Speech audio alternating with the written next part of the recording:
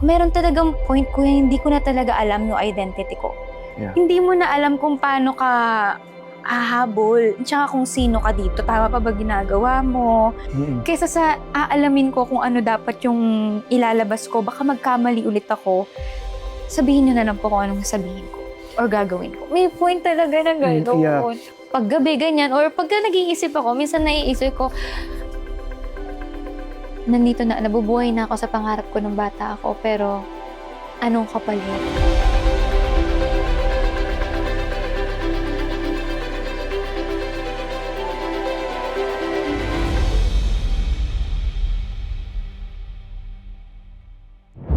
Our next guest is a multi-talented artist, a vlogger, singer, actress, writer, and the winner of Pinoy Big Brother Collab Edition.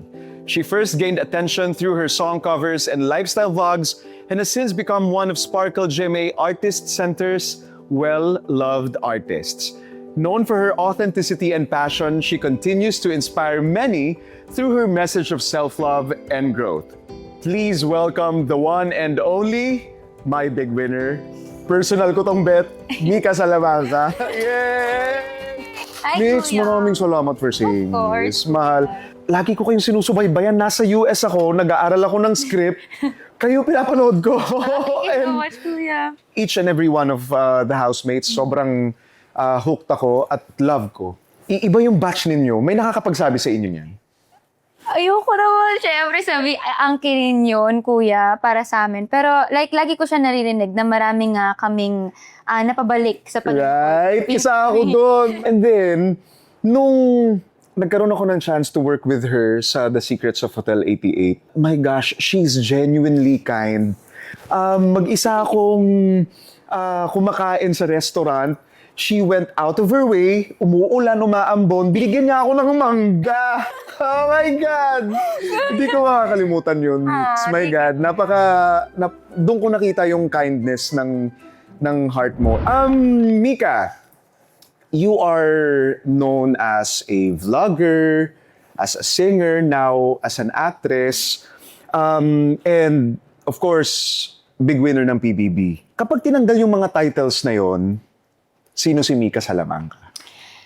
Pag tinanggal yung mga titles na yun, ang una talaga mamapasok sa isip ko at kaya kong tanggapin na ako is anak, kapatid, yun talaga, apo, Yes. pamangkin, yun talaga, anything na would relate to family talaga, yun ako. Kasi feeling ko kabuuan talaga ako ng lahat ng kasama ko sa pamilya. Feeling ko nag-reflect yun nung isa sa mga episodes ng PBB, yung bumisita si Mami. Oo. Right? Kitang-kita yon, yung pagiging daughter mo sa iyong mom. Masasabi mo ba na yung stint mo sa PBB, nakita na ng mga tao kung paano ka sa daughter? Siguro meron lang glimpse kasi sa loob ng bahay, sa loob ng 4 months na nandun kami, hindi ko maiiwasang mag-nurture ng mga tao kasi Yung ke. yun ako. Even sa friend group ko dito sa labas, kahit saan, sinasabi nila, meron akong ate vibe. Pero hindi ko siya something na sinasadya. It's just, ayoko nga eh. Sabi ko, ayoko yun. Gusto ko like, hot. Pwede lang. Gusto ko like, cute. Ganun yung vibe na nabibigay ko. Bakit ate? So, yun daw yung nabibigay kong vibe. Very ate talaga siya. So, feeling ko naman merong glimpse no mga yun. And kahit sila sa loob sinasabi sa akin yun, pero siguro may malaking part din na syempre ang dami namin sa loob ng bahay. Hindi naman sa'yo lang umiikot ang mundo. No, correct. Lahat kami may mga personality siguro na focusan yung show kung ano yung ipapakita bawat isa. So siguro mga 20% na Oh, really? Alam mo, nakaka-relate ako sa'yo kasi yung recent na movie ko, Drags to Riches, so kasama ko si Inigo tsaka si Elijah. Oo. Yan yung natatanggap kong comment Kuya about me. Vibe. Kuya Vibe. Hindi. Gusto ko magpakakul eh. Yes. Gusto ko kagaya nyo. Pero kuya yung lumalabas. So I can relate. Nag-start ka at a very young age na kunan yung sarili mo sa pag-vlog, no? Sharing a piece of yourself.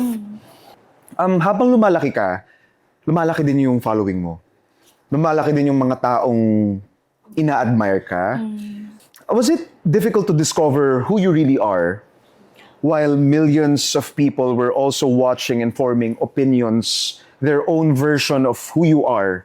Oo naman, kuya. Oo, kasi nag-start ako, age ba ako noon? Mga 16. Part talaga, sobrang people pleaser ko, kuya. Like, sobrang people pleaser ako. Kaya pagka, like, dati nakafocus ako sa kung anong makakapag-entertain sa iba, kung anong gusto nilang ibigay ko, kung anong gusto nilang nakikita sa akin. Yeah. Talaga nagbabase talaga ako sa sinasabi ng iba talaga, kuya, dati.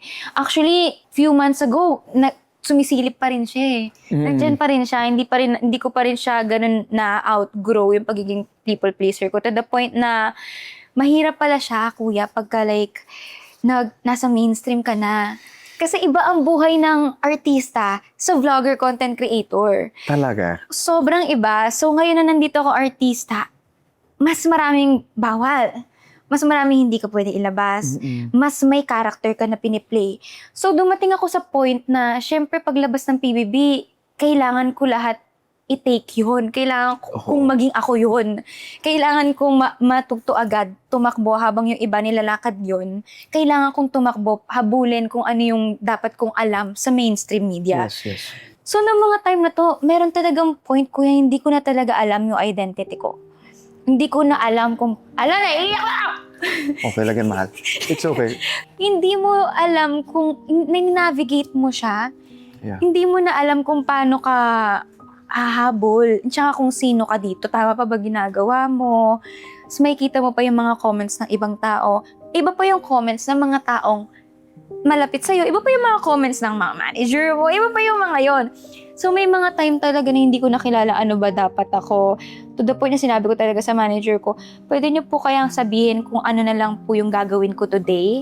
Kung ano na lang po yung dapat God. na sasabihin ko today, tsaka kung ano na lang dapat na, kasi mas madali yun.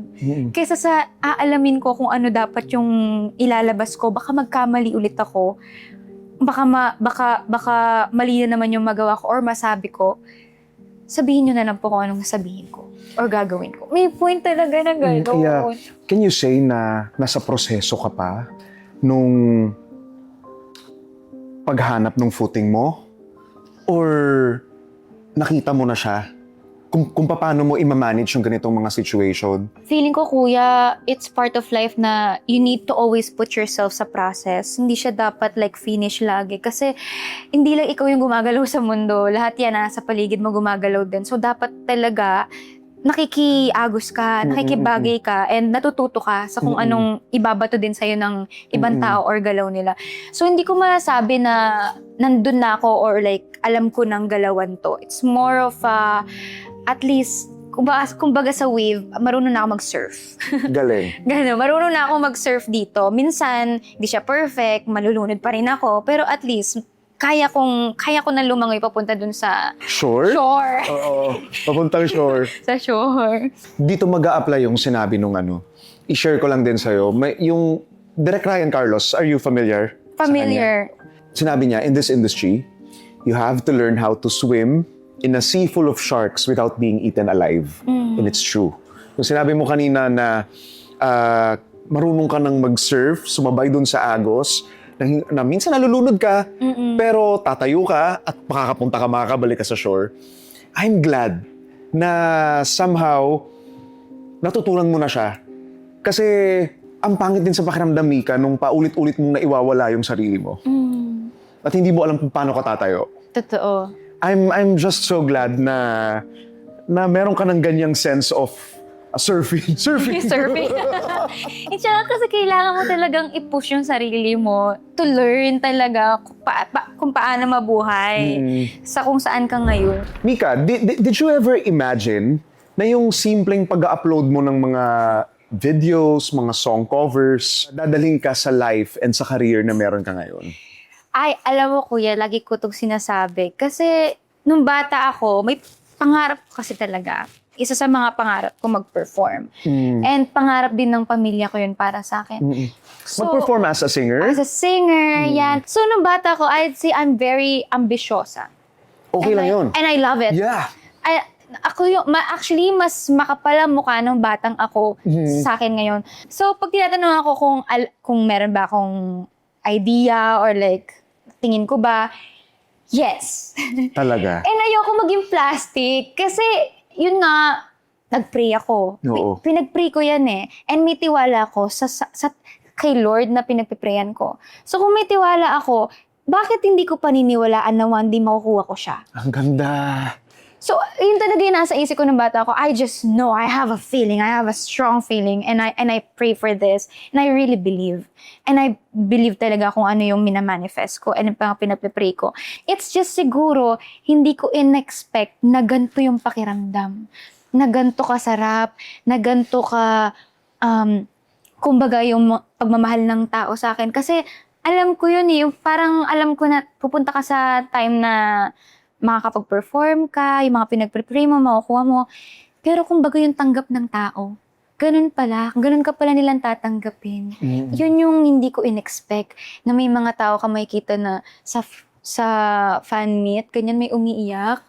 Yung ganung connection nila sa'yo, para mapapaisip ka, anong ginawa ko para like matouch ko ng ganun yung isang tao na ganyan. Ako, I'm a fan. Paulit-ulit na ako. Paulit-ulit na ako dito. Na big winner talaga kita. Pero alam mo, naniniwala ako dun sa kapag binigyan ka ni God ng vision, imposible na hindi siya mag-provide ng mga bagay na kakailanganin mo para maitawid ka niya papunta dun sa pangarap mo. Kung hindi para sa'yo yun, magkakaroon din siya ng sign, ng signals na okay anak, alam kong gusto mo yan, pero hindi ka para dyan, ito ang para sa'yo. Yes. Malalaman mo kasi pag yun na yun eh. Pag ito yung reason ng pain mo, from the past, mararamdaman mo yun. May time na, okay, ito yun. Kaya ganito yung nangyari kasi ito pala, para dito pala siya. Nire-ready pala ako ni Lord para dito sa bagay na to. Na kung hindi nangyari tong masakit na bagay na to, baka mapabayaan ko to. Baka masayang to. Or baka hindi ko siya maalagaan na maayos. Ano naman yung naibigay sa'yo nung mga dreams mo, ngayong nakuha mo na siya? At ano yung tingin mong nakuha niya sa'yo na hindi ka handang ibigay or mawala? Oh, to yung buhay na meron ako ngayon. I get to talk to you, kuya. Oh my God! Sa totoo lang, nakakasama ko ngayon ng mga tao. Yung mga taong iniidolo ko lang noon, yung mga pinapanood ko lang, yung buhay na nabibigay ko sa pamilya ko, I get to help other people. Yung mga ganyang bagay, yun yung nakuha ko sa pangarap ko na to. Pinaka nakuha lang sa akin ito is yung time ko sa family ko. Yun talaga. And minsan, napupunta ako sa paggabi, ganyan, or pagka nag-iisip ako, minsan naiisip ko, nandito na, nabubuhay na ako sa pangarap ko nung bata ako, pero anong kapalit? Yung mga na-miss ko na sobrang importanteng pangyayari sa buhay ng pamilya ko. Kasi kuya, Okay. sorry, anyway. Hindi ko alam kung tama siyang word, pero lagi ko sinasabi, sobrang obsessed ko sa family ko. Nung bata ako, kahit na hiwa-hiwalay kaming magkakapatid na lumaki, ate ko sa tita ko, o kuya ko sa tita ko, ako sa lola ko. Kasi my mom had to go to a different country to work. Then yung papa ko din. Kahit ganun kami layo sa distance, yung relationship namin, sobrang solid, kuya. To the point na alam ko lahat na nangyayari sa ate ko. Alam ko lahat na nangyayari sa buong pamilya ko. And then now, na nagiging busy ako na sa work, yung ate ko kinasal, wala ako. Kuya ko kinasal, wala din ako. And sobrang bait nila kasi lagi nila sinasabi na okay lang, gagawin natin yung mas ingranding kasal just for you pag umuwi kami dyan sa Philippines or pag umuwi ka dito sa US. Kaya parang ako, meron akong guilt lagi na naiintindihan nila, gets nila.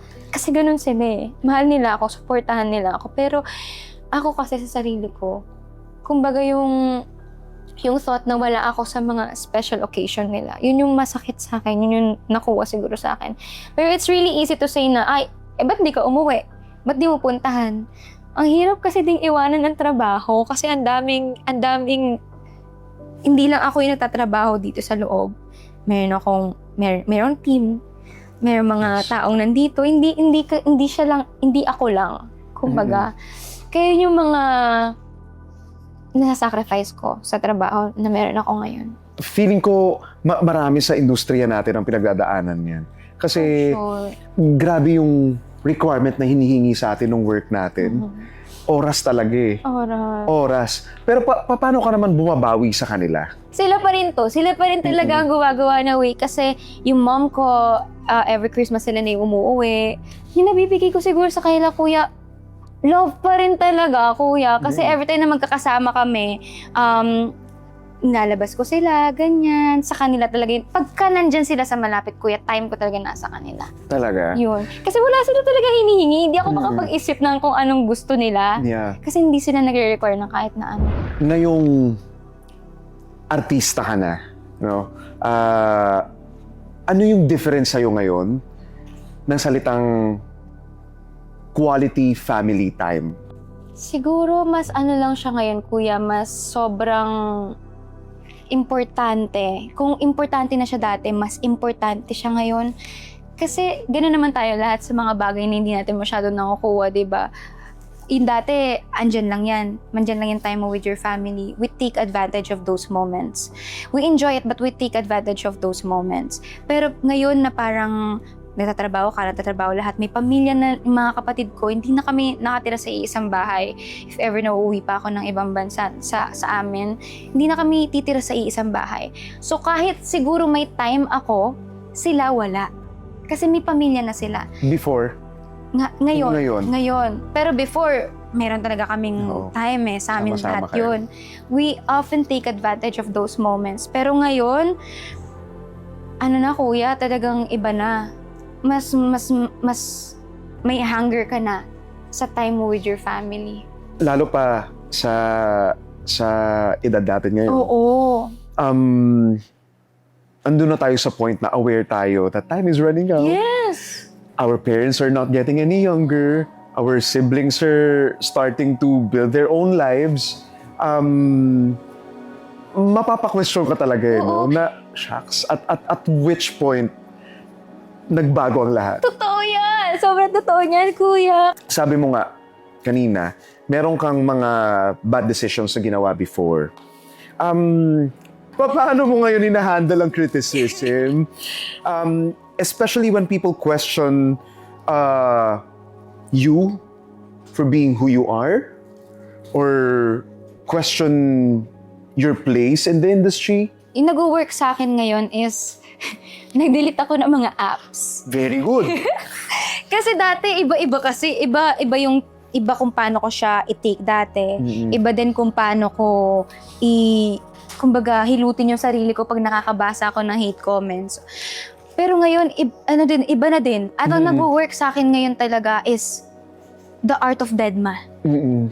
The art of pagpili kung kailan mo dapat pakinggan yung sasabihin ng iba. Aminin natin, masarap talaga magbasa ng comments. Pag good ang comments talaga, nakaka-addict. Parang, wow, they love me. May ganun talaga eh. Pero once nakita ka na hate, dahil nasanay ka sa love, gano'n, yun yung mahal mo, masasaktan ka talaga, maapektuhan ka, kuya. Siyempre, tao lang tayo. Oo, so kailangan kong maglagay ng bagong routine sa utak ko na habit na parang hindi ka magbabasa ng comment. Kasi hindi mo kailangan tumakbo sa isang bagay kung wala ka dun. Yes. So, dun ko ginawa, hindi na talaga ako pupunta dyan para hindi ko na kailangan takbuhan, hindi ko na kailangan iwasan. Ala na lang talaga ako dyan. Ang galing. Yeah. Ganun na lang ang ginagawa ko. At laman ko naman to kay Direk Ivan. Dapat alam mong piliin makinig sa mga taong nagmamahal sa'yo. Sabi niya ganyan sa akin. Kasi maraming pwedeng sabihin ng ibang tao sa'yo. Kahit yung mga taong malalapit sa'yo, pero iba yung mga taong mahal ka. Yeah. Kasi yung mga taong mahal ka, hindi ka ipiplease niyan. Yung mga taong mahal ka, sasabihin kung ano yung dapat para sa'yo, kung ano yung mabuti at makakatulong sa'yo. May mga tao kasi na sasabihin lahat ng gusto mo lang marinig eh. And hindi yun yung mga makakatulong sa'yo. Makakatulong sa'yo yung mga bagay na ayaw mo marinig pero kailangan mo. Yes, mahal. Dahil I genuinely appreciate and love you as a person, Mix. I can't wait for the version of you na alam mo na at sigurado ka na sa kung ano at sino ka bilang tao. Na kahit yung tingin mong mga tao na mga malalapit sa'yo at mga mahal ka, kahit sila, of course, okay, laging okay ang support, no? Pero I can't wait for the version of you na hindi mo na kailangang makarinig ng validation. Na, hindi, Mix, ganito ka, ganyan ka. Kundi, alam mo na yun sa sarili mo. Yes. Ako, this year ko lang natutunan yun. This year ko lang natutunan yun. Kasi kapag dumaan ka sa point na yung mga taong akala mong first line of defense mo, kapag hindi mo sila makapa at hindi mo sila makita, wala kang ibang masasandalan kundi ang sarili mo at si God. Yung aking good friend at mentor, si Tito Boy Abunda, meron siyang isang sinabi sa akin na talagang tumatak sa akin hanggang ngayon. Nobody can tell you who you are as a person except for yourself and for your God. At makikita mo yung worth mo na walang kahit na sino man ang makakatibag. Eh, yun ang masarap sa pakiramdam. Oo. Yeah. Thank you, kuya. Yes, mahal. Nung pumasok ko ng PBB, ginusto mo bang maiba yung perception na yon, yung mga negative perception na yon ng mga tao about you? Or simply gusto mo lang ipakita kung this is the real Mika? Sa unang reason talaga is na gusto ko talaga siya. May experience. Pangarap ko talaga pumasok sa bahay ni kuya.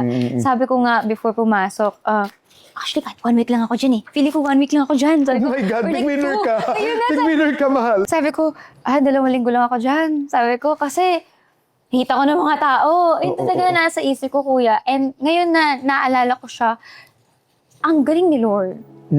Kasi ang balak ko lang naman, pumasok sa loob ng bahay na pangarap kong pasukan. Pero may iba pa siyang plano para sa'yo.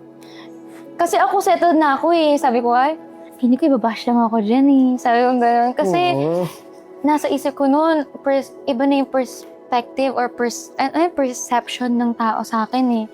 Baka hindi ko na siya mabago. Kasi yung vlogging, ako naman yan eh. Totoong buhay yan eh. Anong pagkakaiba dito? Totoong buhay din naman yung PBB. Pero what if, pag alam na ng mga tao na hindi na ako yung may hawak ng beat,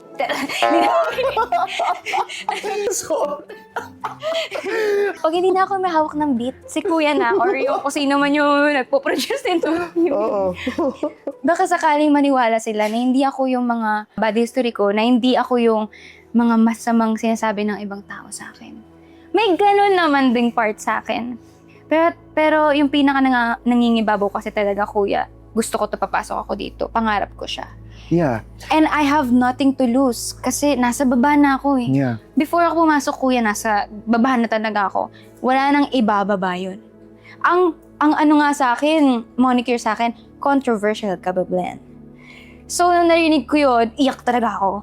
Iyak ako dun. Yeah. Naalala ko yun, mag-ano kami nun, nag-shoot kami para sa VTR ng PBB. Na-receive ko yung moniker ko. Sabi ko, tawag sa manager ko, sabi ko, okay lang po ba to? Hindi ko po ba dineclare na controversial talaga ako? Sabi ko, hindi po ba siya pangit? Baka pumabash ako lalo. Sabi ko, tapos sabi sa akin, totoo naman. Controversial ka naman. So, pag nagkamali ka sa loob, controversial ka, okay. Pero pag may maganda kang ginawa, which is who you are, wow, hindi ka pala ganun ka-controversial. So, dun ko siya tinignan kung paano din-explain sa akin ng manager ko. Wala nang way kundi up. Sabi kong ganun, okay, yun yung mindset ko, kuya, ng pagpasok. Mahal, pero personally, do you think yung quote-unquote na sinasabi mong pagkakamali na nagawa mo, do you think ikaw or kung sino mang tao ay deserving of the amount of hate and ridicule na binabato ng mga tao? For me, kuya, lagi ko nga sinasabi, hindi ko siya kayang i-wish kahit sa pinaka-hate ko na tao or sa kaaway ko. Yung mabash ka sabihin natin, 100 tao or like 1,000 na tao, hindi ko siya ma-wish kahit sa pinaka-kaaway ko siguro. Kasi it's inhumane. Nobody deserves to be Ridiculous. ridiculed.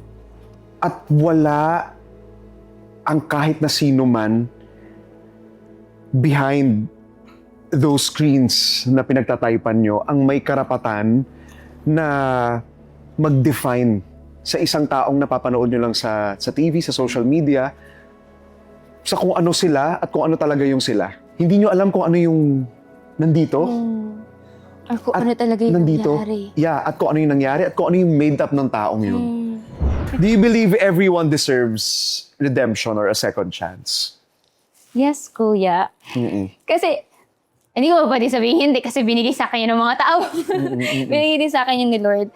And oo naman, kuya. Sino ba naman ako para magsabi ng hindi? Kasi dyan din naman ako nanggaling sa redemption.